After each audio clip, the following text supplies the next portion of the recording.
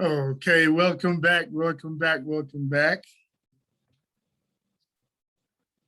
Can you hear me?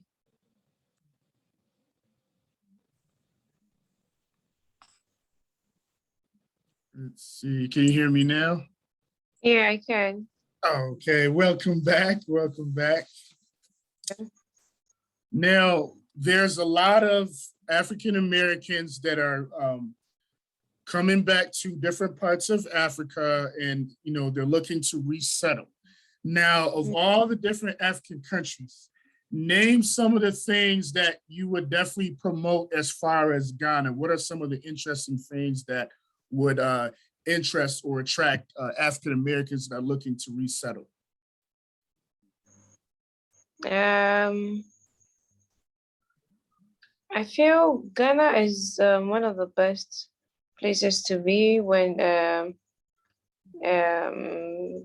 as far as African country is involved, because Ghana is one of the most peaceful countries in the world.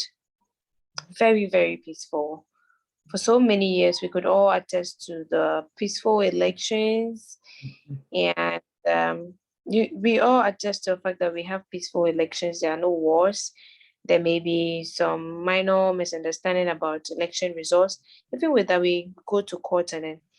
So I think the very thing I will boast about is our peace. Ghana is very peaceful. The people in the country are very hospitable, and we have all the exciting tourist sites to visit. Not inorganic tourist sites. Organic. When I say inorganic, I mean all our tourist sites are natural places, and they are beautiful places to behold. Like, trust me. So we have places like the Paga Crocodile Pond.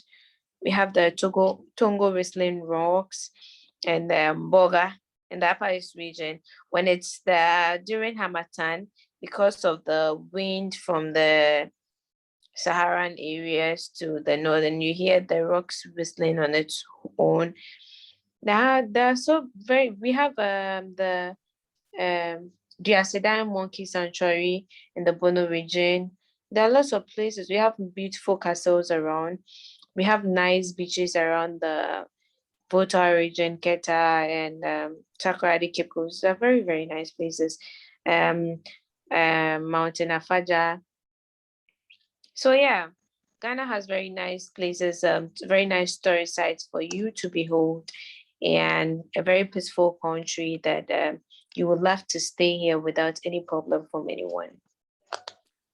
Nice. And I definitely agree with you on the peaceful part, because when I was 6 months old, this was 1981, there was the coup. I think it was probably the last coup in Ghanaian history, and that's why my family moved to the United States. So Ghana is definitely a peaceful country. It's been 40 years and nothing else, no other wars or coups. So I definitely agree on that one. It's definitely peaceful. Now, talk about some of like the natural resources, the cash crops like the cocoa, the pineapples, for those African Americans that want to get involved in like in the farming business.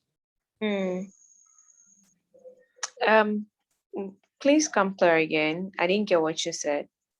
So describe a little bit about some of the cash crops, some of like the natural resources like cocoa and pineapples, for those that want to get involved in like the farming business. Okay, so Ghana has a very good soil, a fertile soil for most of the crops. Most of the things we eat here in Ghana are produced here. Just that we have pineapples, we have watermelons, we have shea butter, we have most of the things are produced here, and they are very, very nutritious. Very, very, very nutritious.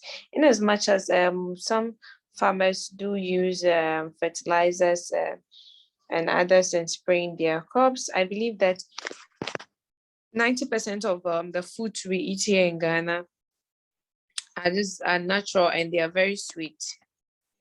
So if you want to go into farming, here in Ghana. You can try our fruits, mangoes and pineapples, pineapples, and cashew nut, Oh, because cashew cashew nuts. nut sells internationally. Cashew nut really is being sold internationally. So I think if you're able to produce cashew nut here and you sell to the Western world, you make more money from there.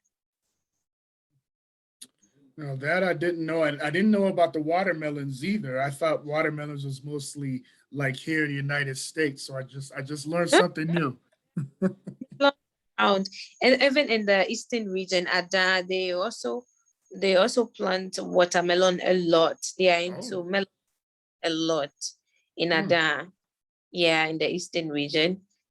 And our melons are very sweet, very, very sweet. Wow. Yeah. Learn something new. Now, um, do you plan on furthering your career, like for example, law school? Do you plan on practicing law solely like in Ghana, or do you have plans to relocate overseas, like in the UK or United States?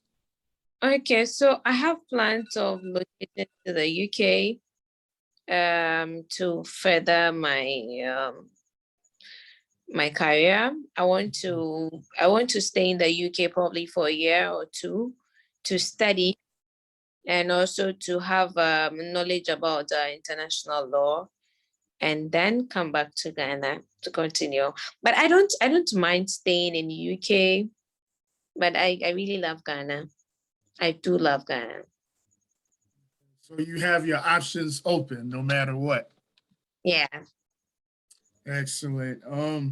You know, it's important, especially for our young people of color, to see other young people of color that's pursuing careers in different professions, because there's a lot of obviously a lot of temptations no matter what part of the world. There's Yeah. crime, there's all kind of different temptations. So it's always good to learn something positive and constructive from someone else. Now, do you plan on competing in another pageant in the next couple years, or are you done with the pageant and just focusing solely on law school? I'm done with pageantry for now. Okay. I want to focus on myself. I want to focus on my career, and I want to focus on my NGO to grow it and make sure I touch more lives there.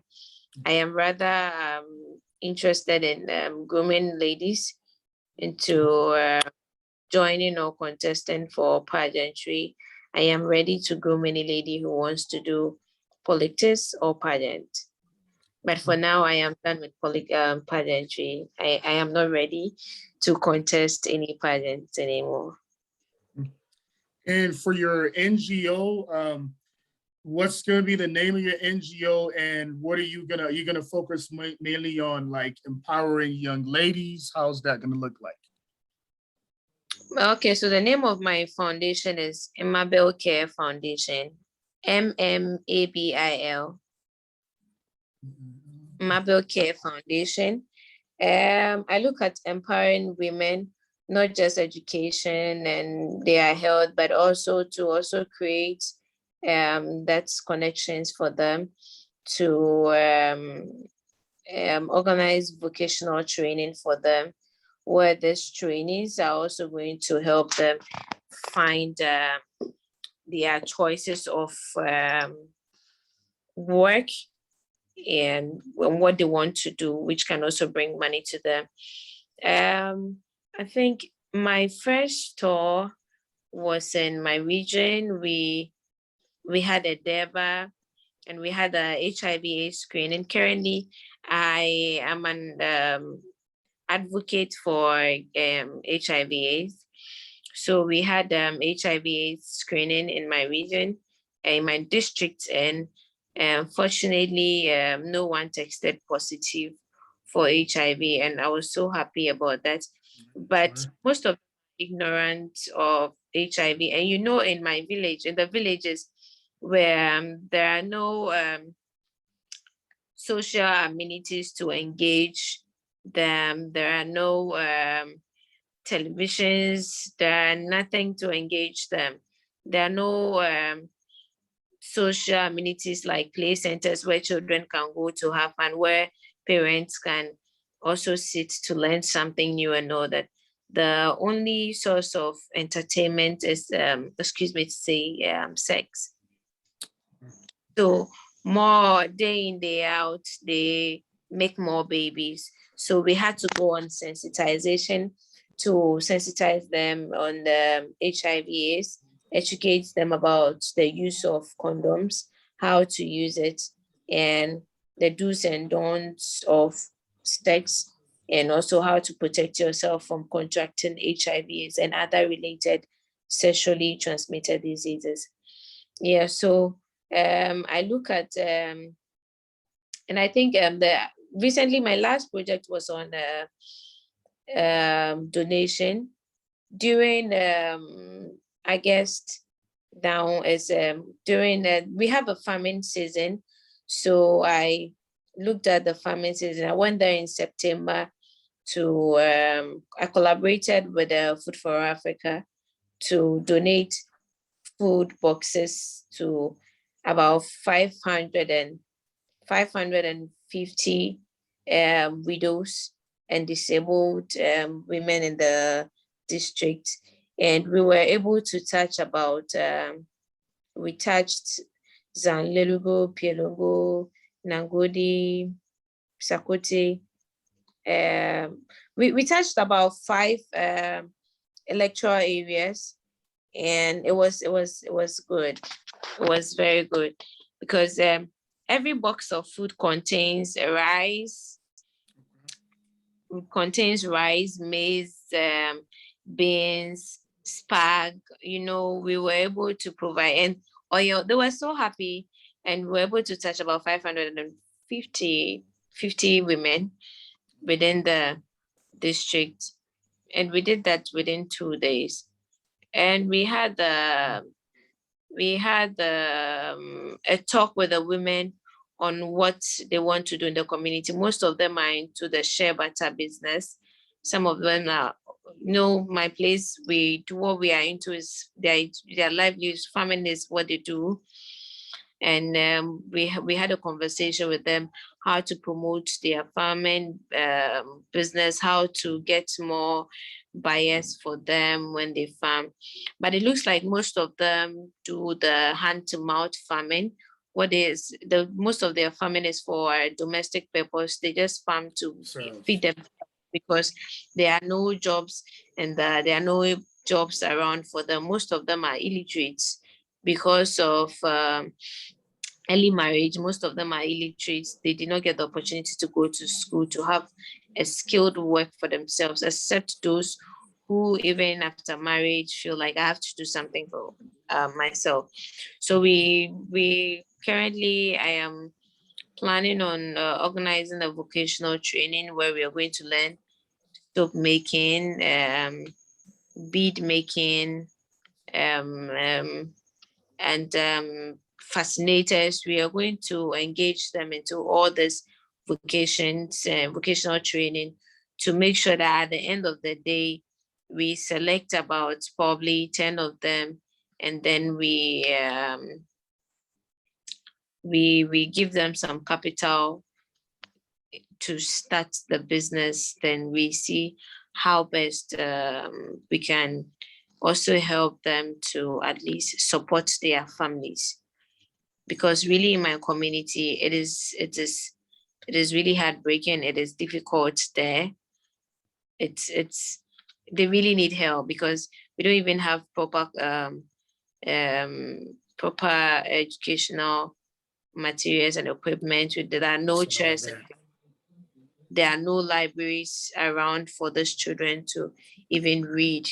So most of them find it difficult going to school. They would prefer to go, they would prefer to take cattle to the farm and to the bushes.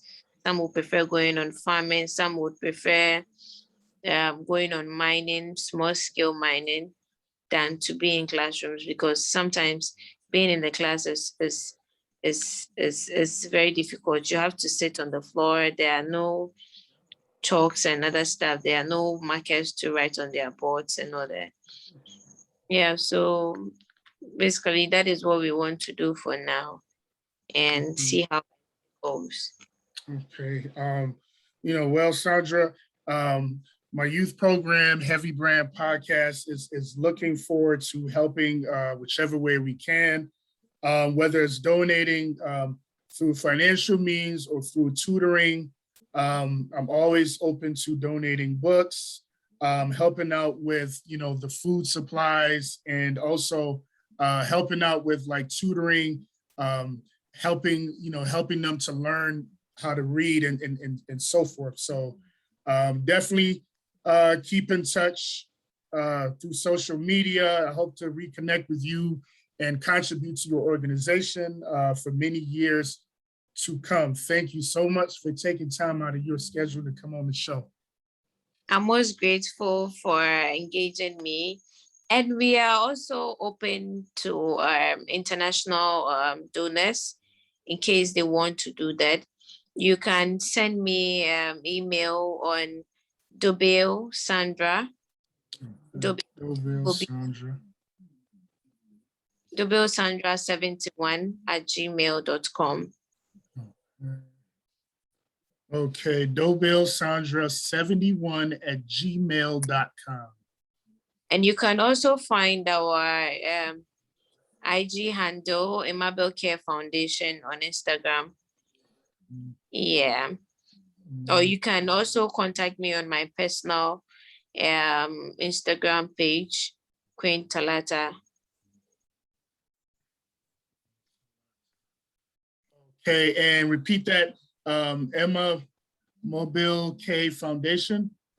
MMABIL, double MABIL, Care Foundation. Mabel means young mother. That in my language, that's my name. Oh, okay. Yeah, so the Young Mother Care Foundation.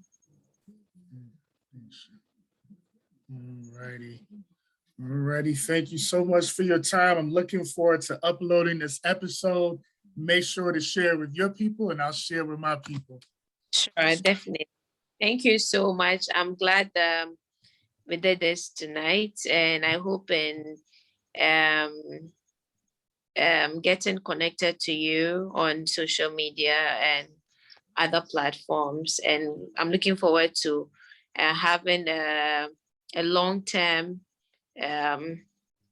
business relationship with Definitely. you, or working relationship with you.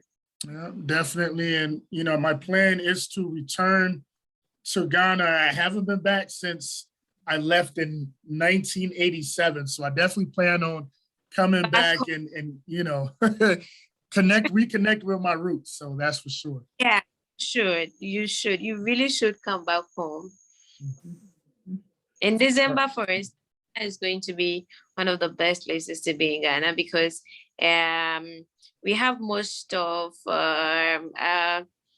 African families out there in the diaspora down to see there's a lot of festivals going on, like Afrochella, that gets to reconnect Black Africans with whites, and we also get families coming down to meet new people and then meet old families and friends and all that. So I think you should come back for a reunion with your family here in Ghana. Most definitely. Yeah. All right, Sandra, we shall meet again, my friend. All right. Bye-bye. Yeah.